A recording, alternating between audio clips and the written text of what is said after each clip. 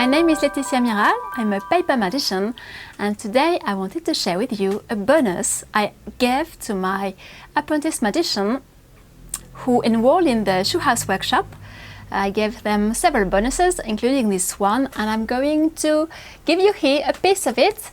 In this little video, I was replying to a question one of my apprentice magicians asked about the patterns, the baroque patterns, flowers I paint, and I taught them to paint on craft paper. So you're just going to see the way I paint with acrylic colors and brushes and pencils my flowers and my baroque patterns.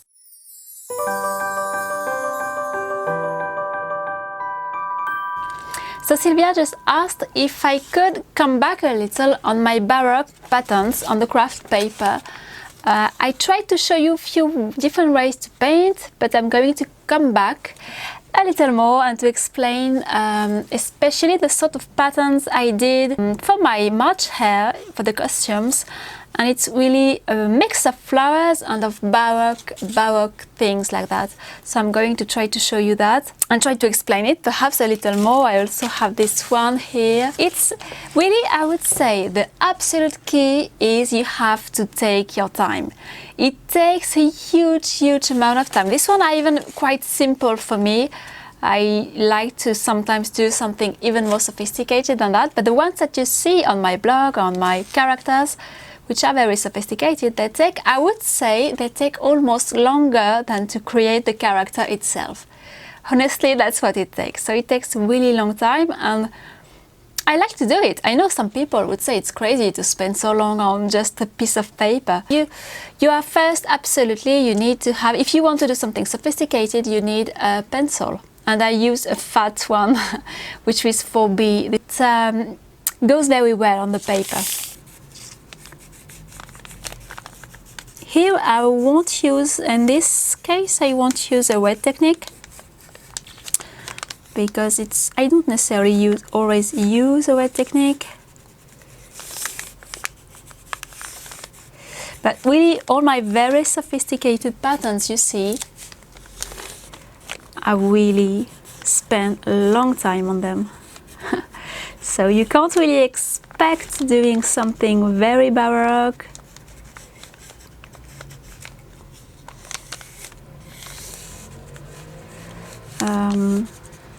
Really sophisticated in few minutes. It will never work this way.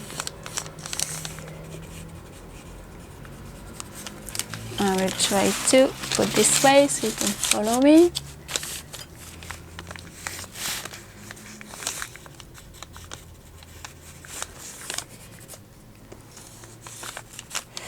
And I will do another flower here.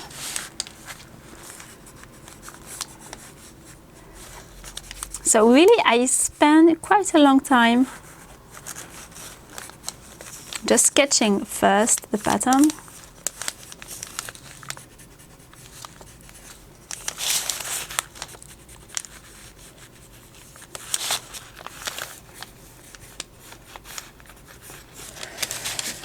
Okay, so you see, I did something like this, which is very close to the March hair pattern.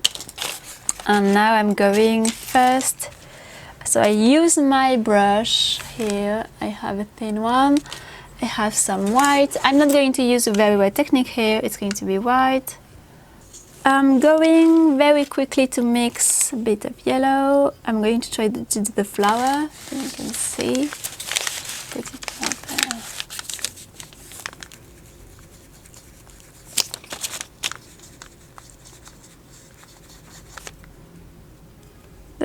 This is really the flower I did. So yeah, the thing I show you on the workshop is a little more simple because there are all sorts of levels among you, and I don't want to scare people, because really the truth is, if you want to do something really pretty, it's going to take a long time. Not everybody has the patience to do that, so the patience to do that.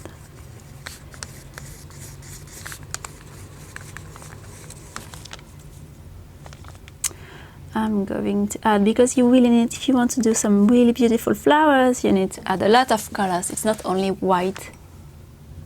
So here it's really dry, it's not wet at all. It's really, and it works too on mulberry. Mulberry is even more difficult to paint something very, very detailed. So if you want first to train yourself to paint very sophisticated flowers, patterns, baroque patterns, you really need to first start on craft paper.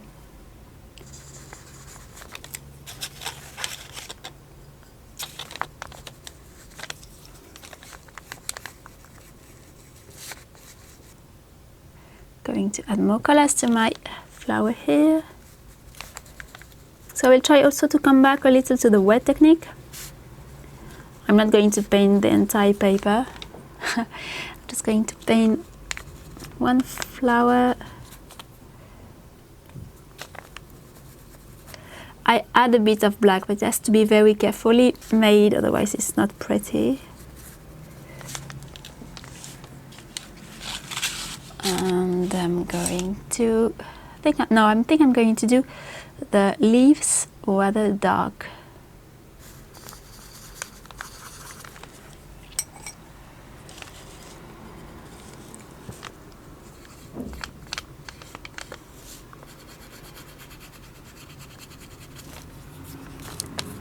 No, it doesn't work. Sometimes it works to do that. It really works better if you have some wet color to draw on it a little, as I show you a little on the video, but it still sometimes creates a nice effect.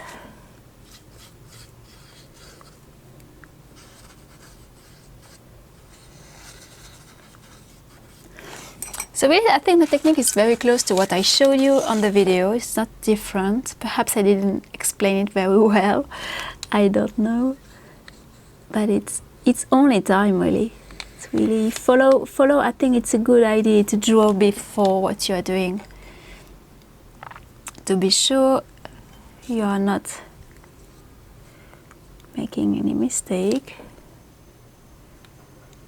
And it also depends in what part of your sculpture, what you're doing, where it's going to land, because in my case, I spend time on it, whatever I use it for. It has to be pretty, whatever it is. And I know some people would say it's absolute waste of time to do that.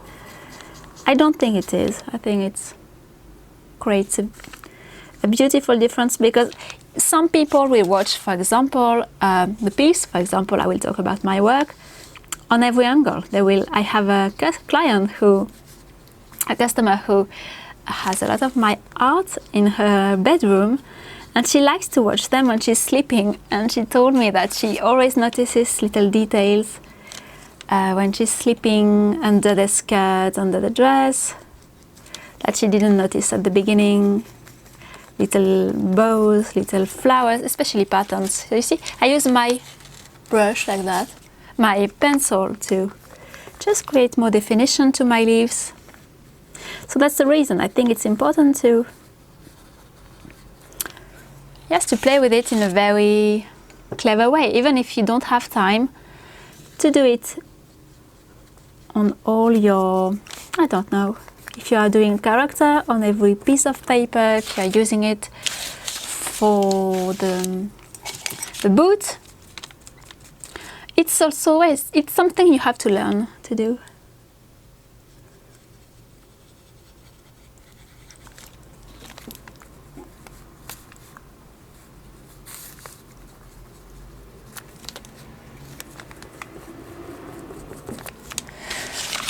So you see how it looks like. I think I don't think I'm going to go really further here, because you understand a little how it works. It's really important. So first to paint. So here it's only dry acrylic. I mean, when I say dry, it's really not wet technique at all. And it's exactly the technique. When Sylvia showed me the pictures, she was inspired. She wanted me to explain a little more. Sylvia, I'm talking to you. So you wanted me to show you this. It's really the same technique. I used that for the... Perhaps I did more things like this. I don't totally remember. but it's really the techniques I use for the red paper you showed me. And you can really play. I like to play with my pencil and my painting, but that's how I like to do this. So I think it's good for this one. You saw a little, I tried to show you a little more. So imagine it's only one flower and it's about not even the size of my hand. So if you want to do a lot of this, you will need some time. And then I'm going to show you, yes, perhaps a little more the wet technique. Hope you enjoyed this video. Feel free to share it with your friends or with people you think might be interested in flowers and baroque paintings. And if you don't want to miss any upcoming videos, you can always subscribe to the channel to be sure not to miss anything. I see you soon.